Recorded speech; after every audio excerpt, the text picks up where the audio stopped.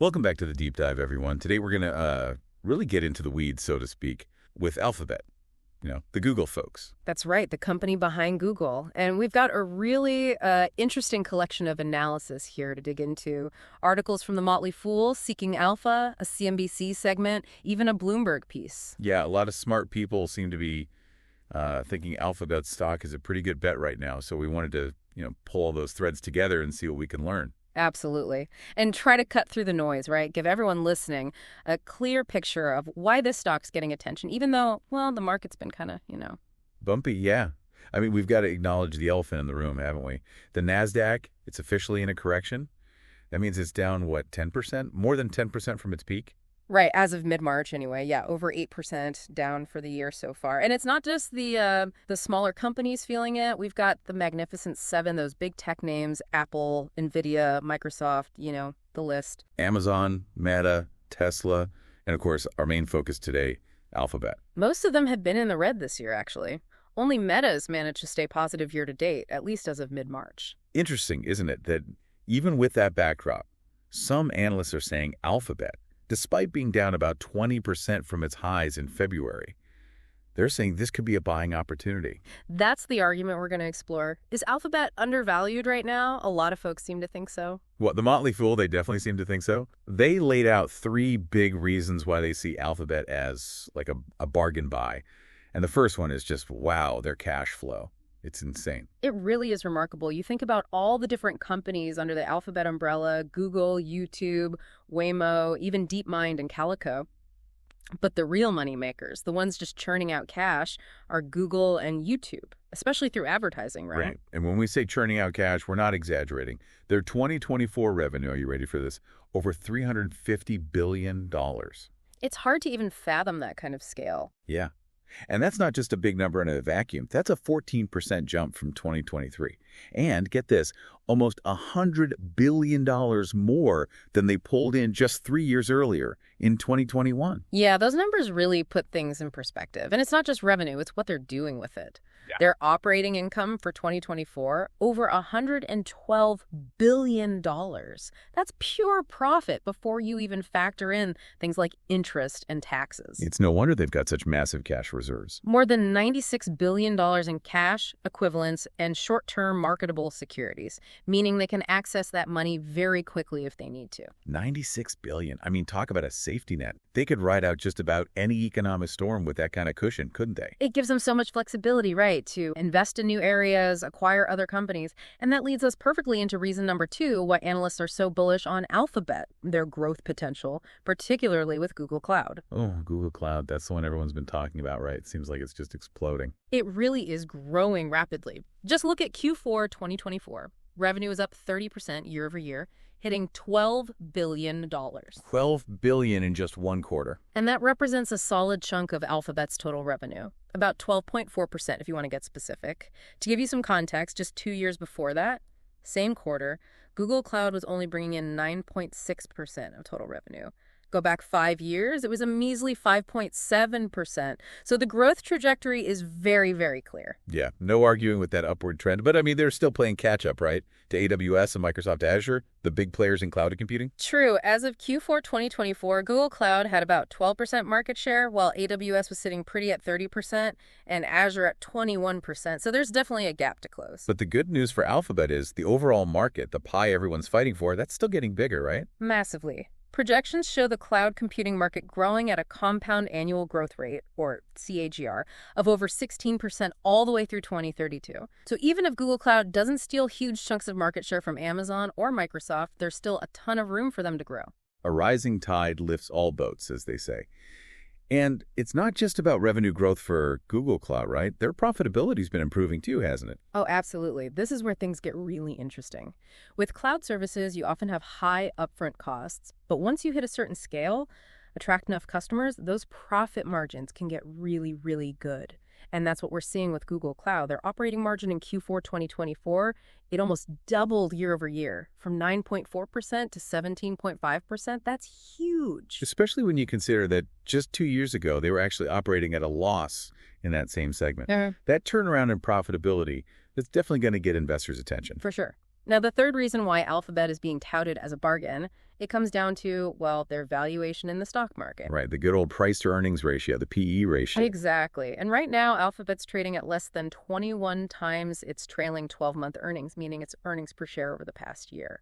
That's not just lower than Alphabet's own 5- and 10-year average PE ratios. It's actually lower than any other Magnificent Seven stock. Wow, that's pretty significant when you put it that way. And I know Dinell Sereda over at Seeking Alpha, he's been making this point too, hasn't he? Saying Alphabet's the cheapest among all the mega cap companies right now. He has. He's even set a price target for the stock around $215.5 per share. He based that on a PE ratio of like 23 to 25 times what he expects their earnings per share to be for fiscal year 2025.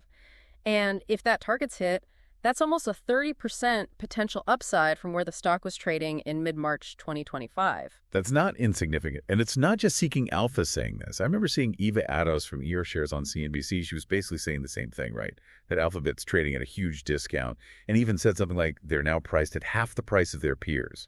So it's definitely a recurring theme that maybe the market's not fully appreciating Alphabet's earnings potential. Right. But even with all this good news, we can't ignore the big elephant in the room. The one that's shaking things up for everyone in tech. Artificial intelligence. Yeah, everyone's talking about AI. But specifically, these AI agents that are emerging, like really smart digital assistants, right? They can handle tasks, interact in a much more natural way. And that has to have some people wondering, what does that mean for Google, for traditional search? That's the million-dollar question, right? If these AI agents become the primary way people find information, get things done online, will anyone even use Google search the way they do now? Could that impact their advertising revenue? Yeah, that's the worry. But some analysts are saying, hey, maybe Alphabet's actually really well positioned to benefit from this AI shift, not be hurt by it. Right, and Mark Kelly at Stifel, he made this point pretty strongly in a Bloomberg piece. He thinks Alphabet's best positioned, his words, in the AI agent arena. Specifically, he highlighted their Gemini advanced model. Oh, yeah, Gemini. That's the one that can have conversations and remember past interactions, right? Exactly. It's got that conversational flow that feels much more natural. And Kelly thinks that, combined with the fact that people already trust Google with so much of their online stuff, that could give them a real edge when it comes to AI agents that people rely on for, important tasks, transactions, that kind of thing. Yeah, it makes sense. If you're going to let an AI agent handle your finances, book your travel, whatever, you probably feel more comfortable with one from a company you already know and kind of trust, right? Exactly. And it's not like Alphabet's putting all their eggs in the Gemini basket. They've got other AI agents in development, Project Mariner, that helps people complete tasks on their computer jewels for coding. And then there's their platform for developers, the Vertex AI Agent Builder. So they're not just watching this AI wave go by, they're paddling like crazy to ride it. Exactly. And here's another interesting point Kelly made. He thinks subscription fees for these advanced AI agents, that could actually offset any losses they might see in traditional search ad revenue. So people might search less, but if they're paying a monthly fee for a super helpful AI agent, Alphabet still captures that revenue stream. That's a really interesting way to think about it. Not a loss, but a shift in how they make money. And Dinell Sereda, he was also impressed by how proactive Google's been with integrating AI, like Gemini, into their existing products.